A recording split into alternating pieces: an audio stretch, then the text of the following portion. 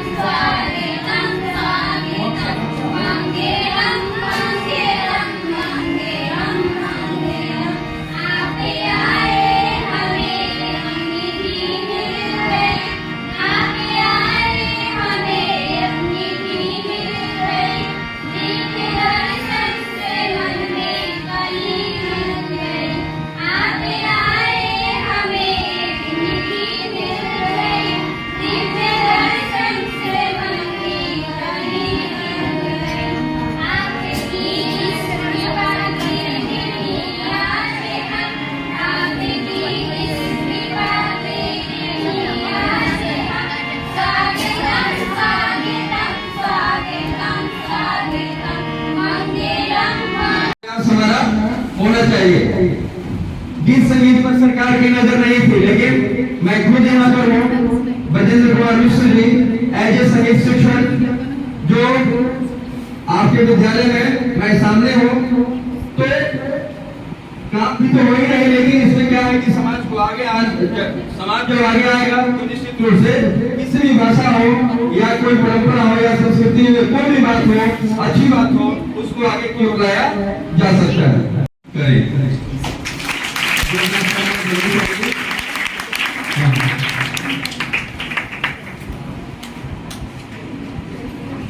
अतिथि महोदय से हम आग्रह करेंगे। पठामि संस्कृतं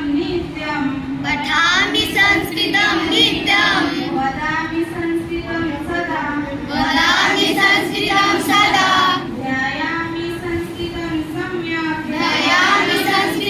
सम्यक् वन्दे संस्कृतं मातरम्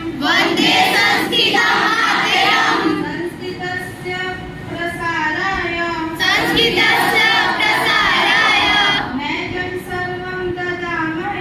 नैजं सर्वं ददाम्यहम् संस्कृतस्य सदा भक्तो वन्दे संस्कृतं मातरम्। संस्कृत भाषा को आप कैसे देखते हैं सर? संस्कृत भाषा अतीव आधुनिक भाषा, यह सबसे आधुनिक भाषा है। अगर हम अपने भारत को आगे बढ़ाना चाहते हैं तो संस्कृत की ओर लौटे।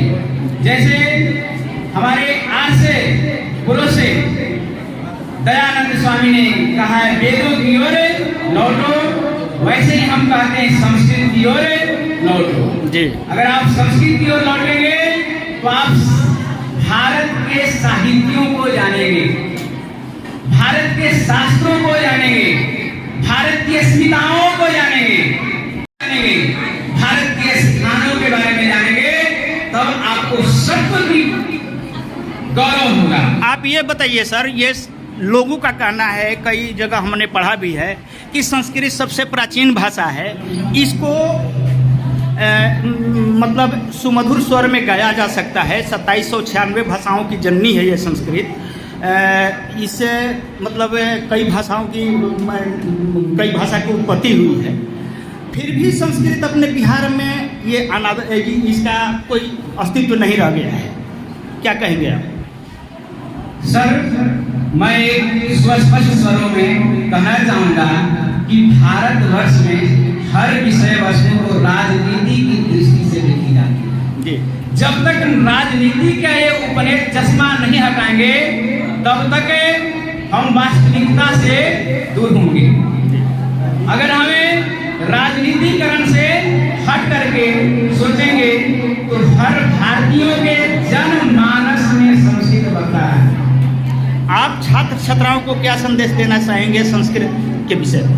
हम छात्र छात्राओं से यही आग्रह करना चाहेंगे, यही मैं छात्रों को संदेश देना चाहेंगे कि हमें भारत को आगे बढ़ाना है तो संस्कृत को आगे ले चलेंगे। समर्थ भारतम संस्कृत भारतम, संस्कृत भारतम समर्थ भारतम, जयतु संस्कृतम जयतु भारतम। परिचय सर।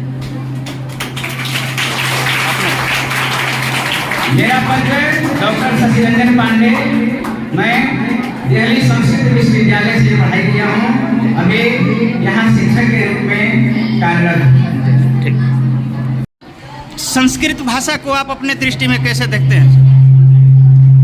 संस्कृत भाषा समृद्ध और हमारी संस्कृति से जुड़ा हुआ भाषा जी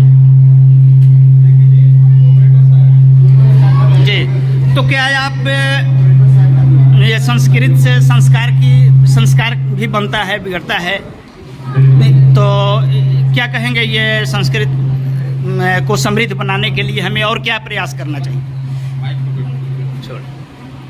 संस्कृत को समृद्ध बनाने के लिए संस्कृत को हमें लोक भाषा के रूप में इसको प्रसारित करना होगा, स्थापित करना होगा। लोक भाषा का मतलब लोगों की बोलचाल की भाषा में शामिल है जी। और बिहार सरकार सरकारी तौर पर, आधिकारिक तौर पर संस्कृत भाषा को संरक्षण देने की आवश्यकता है। शुरू करिए, क्या कहेंगे संस्कृत पर? ये संस्कृत तो हमारी देवभाषा है, प्राचीन भाषा है और सारी भाषाओं की जननी है। जो भी भाषाएं आज हमारे यहाँ 200 से ज़्यादा भाषाएं हैं विश्व में, सभी भाषाओं की जननी रही है। सबका उद्भव संस्कृत भाषा से हुई है। अतः आज लोग संस्कृति में हमारा क्या है, सनातन नीति है, संस्कृति नीति है, सभ्यता नीति है, संस्कृति नीति है, संस्कार नीति है। और इससे होकर यदि हमारे बच्चे बच्चियाँ निकलती हैं तो जरूर क्या संस्कारित हो गए। आज के भाषा में तो ये कंप्यूटर भाषा भी बन गया है। हाँ, बनी है, कंप्यूटर भाषा भी बन गई है और अभी कम है। अभी तो कंप्यूटर की भाषा अंग्रेजी ही है, लेकिन कंप्यूटर संस्कृत भी कंप्यूटर से निकाली जा रही है। और जैसा कि जहाँ तक है कि पिछड़ेपन सब कुछ होते हुए भी हम पीछे जा रहे हैं, क्यों? इसकी बात हम ये कहना चाहेंगे कि सरकार और समाज की उदासीन रवैये हमारी इस भाषा को पीछे ले रहे हैं। सरकार भी सचेत नहीं है, समाज भी हमारी सचेत नहीं है, लेकिन समाज और सरकार को यदि कहीं दिशा निर्देश मिलेगा तो यही हमारी संस्कृत भाषा है, देवभाषा संस्कृत। और क्या कहना चाहेंगे हमारे सीएम इंडिया का बताएंगे? तो पूछना क्या है और कुछ बताना है तो बताइए छात्रों को। ब्रजेंद्र कुमार मिश्र, संगीत शिक्षक, हाई स्कूल संदेश जी। संस्कृत के विषय में मैं यह कहना चाहूँगा कि संस्कृत को संगीत से जब जोड़ा जाएगा और जोड़ करके जब इसे गाया जाएगा, पहले से तो है ही ऋग्वेद के अनुसार, यजुर्वेद के अनुसार, परंतु इसको जनमानस के अंतर्गत जब ये बना दिया जाएगा, मतलब गाने योग्य जब बना दिया जाएगा, तो संस्कृत का विस्तार संभव है। जैसे कि संस्कृत में मधुराष्टकम है, जैसे अधरम मधुरम पदनम मधुरम हसितम मधुरम हृदयम मधुरम अधरम मधुरम पदनम मधुरम नयनम मधुरम हसितम मधुरम हृदयम मधुरम गमनम मधुरम मधुराधिपते अखिलम मधुरम। इस तरीके से देखिए कितना मधुर ये बात देख लीजिए। संगीत और संस्कृत को जब इसमें जोड़ दिया गया तो ये कितना मधुर हो गया। पहले से भी मधुर ये है हमारे समाज को ये संस्कृति जिम्मेवारी जाती है। जी। क्या कहेंगे आप छात्र छात्राओं को संस्कृत पर? छात्र छात्राओं को हम कहेंगे कि आप संस्कृत सीखें और संगीत के साथ संस्कृत सीखें तो आपका विकास निश्चित रूप से संभव है। सरकार से क्या कहेंगे आप? सरकार से हम मांग करेंगे कि वो संस्कृत को बढ़ावा देने के लिए विभिन्न प्रकार के कार्यक्रम अपने स्तर पर आयोजित करें ताकि जनमानस में ये बात फैल सके। धन्यवाद। संस्कृत को आप कैसे देखती हैं? संस्कृत ऊंचा वाली को देखने वाली कोई बात नहीं है, तो सभी भाषाओं की जननी है। जी। सबको पता है, जन्म से लेकर मरण तक अगर देखा जाए तो पैदा हो 16 संस्कार होते हैं जो जी। तो जन्म से भी श्लोक बोलना शुरू हो जाता है कि हाँ बच्चा पैदा हुआ है, मुंडन संस्कार है। जी। फिर लास्ट में जो संस्कार होते हैं आप जी। सभी जानते हैं। जी। तो इसलिए संस्कृत कोई किसी भाषाओं की वो मोहताज नहीं है कि इसको बताना पड़े ये संस्कृत है। आज के समय में तो मोहताज है मैडम, इसलिए कि संस्कृत का प्रचार प्रसार बहुत कम हो गया है। सरकार का भी ध्यान नहीं है इस पर। बोर्ड संस्कृत शिक्षा बोर्ड होते हुए स्कूलों में भी पढ़ाई होती है, कई संस्कृत विद्यालय खुले हुए हैं, वहाँ भी पढ़ाई होती है, फिर भी संस्कृत का विकास नहीं हो रहा है। नहीं, हम लोग जागरूक नहीं हैं। ठीक है, बच्चों को जैसे पढ़ाते हैं तो बच्चों के अनुकूल होकर पढ़ाना पड़ेगा। जी। बच्चे अभी इतना उनके आगे श्लोक वाचन करेंगे वो समझ नहीं पाएंगे। जी।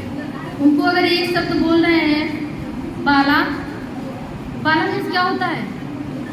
छात्रा, तो उनको बताना पड़ेगा ये स्त्रीलिंग, पुल्लिंग, नपुंसकलिंग क्या होता है। जैसे अभी हमने अमपुरा विद्यालय में संस्कृत की मैं टीचर हूँ। जी। तो वहाँ पे बच्चों को संस्कृत में बिल्कुल ज्ञान नहीं था। जी। बिल्कुल मतलब जीरो थे वो।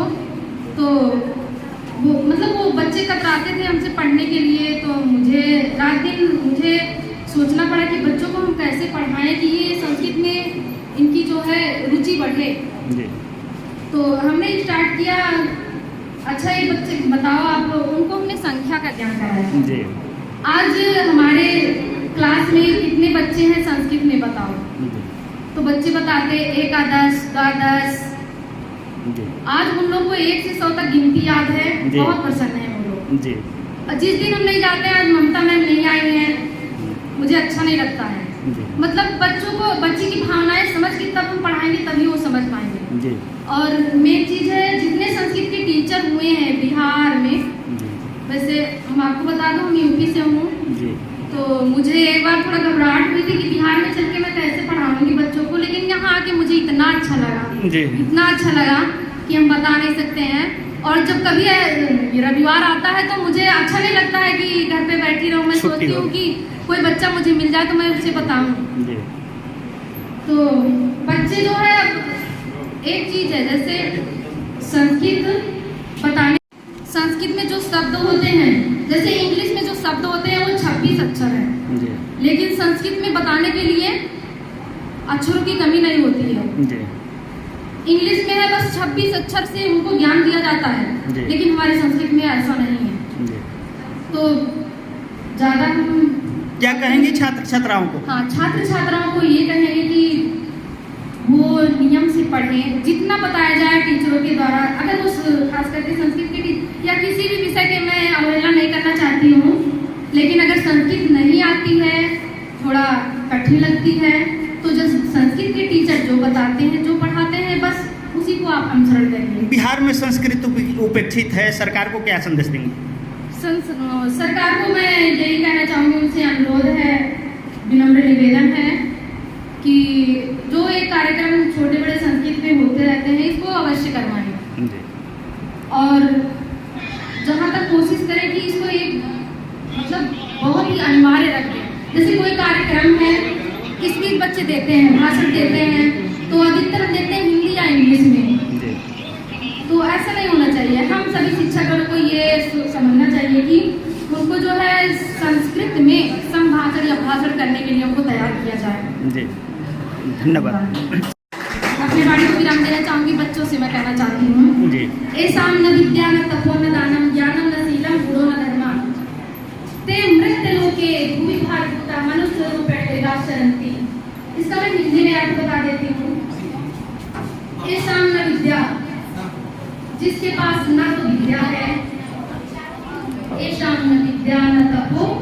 पद है, न ज्ञान है, न संस्कार है। सील का अर्थ क्या होता है बेटा? संस्कार होता है।